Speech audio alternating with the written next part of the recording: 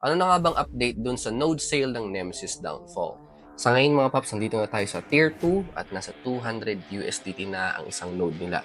So noong unang video na ginawa ko ito mga paps, sa tier 1 pa lang, nabili ko yung sa akin ng 100 USDT. So dito sa tier 2, ito na lang yung natitira, no? So less than 200 na lang.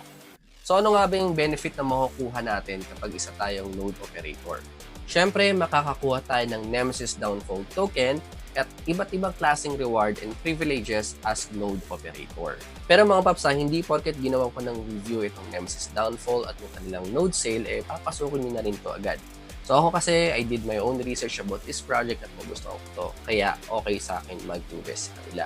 So kayo dapat mga paps, basahin nyo rin yung white paper, yung roadmap, yung tokenomics. So lahat naman yan available sa kanilang website. I-check nyo na rin yung mga official social media accounts nila. Kaya dapat yung mga steps na ginagawa natin bago tayo pumasok sa isang project.